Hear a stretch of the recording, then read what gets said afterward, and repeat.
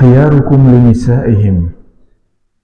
Sizlarning eng yaxshilaringiz ayollariga yaxshi muomalada bo'ladiganidir deydilar. Bu nima uchun ayollar keltirilmoqda desa, ulamolarimiz aytadilarki, yaxshilikni inson o'zini ahlidan boshlaydi, oilasidan boshlaydi. Nima uchun payg'ambar sollallohu alayhi vasallam ayollarga ko'p yaxshilik qilishga da'vat qilganlar? Onalarimizga, qizlarimizga, ahli ayollarimizga. Ulamolarimiz aytadilarki, ayollarni Alloh subhanahu va taolo nozik xilqat qilib yaratdi. Ularning kuchlari, quvvatlari biz erkaklikday emas. Lekin shunga qaramasdan ularga bu dunyoda katta mashaqqat, mas'uliyat yuklatilgan zimmalariga. Qanaqa mas'uliyat? Ular farzand tug'adilar. Ulamolarimiz aytadilarki, ayollar ana shu nozik jasadi bilan bu dunyodagi katta mashaqqatli ishni amalga oshiradilar. Farzand tug'adilar. Alloh subhanahu va taolo ularni qalblariga ana shu farzandlarga nisbatan mehr berish xususiyatini kuchaytirgan. Va shu bilan birga ular mashaqqat bilan farzand tug'ib, ularni parvarishlab, tarbiyalaydilar. Bu nihoyatda og'ir, mushkul ish.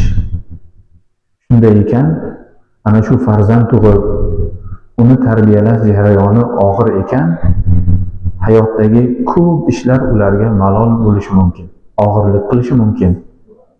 Sal narsaga tez achchig'i chiqib qolishi mumkin ayollar.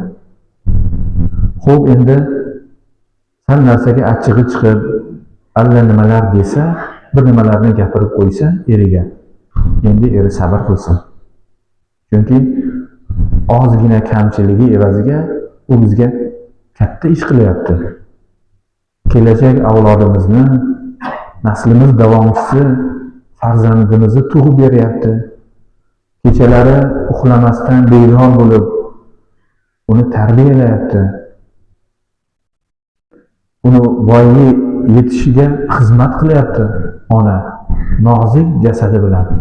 Demak, biz erkaklar ularni mana shu xizmatlarini inobatga olib, ularga nisbatan doim rahm shafqatda, kechirimlilikda bo'lishimiz lozim ekan.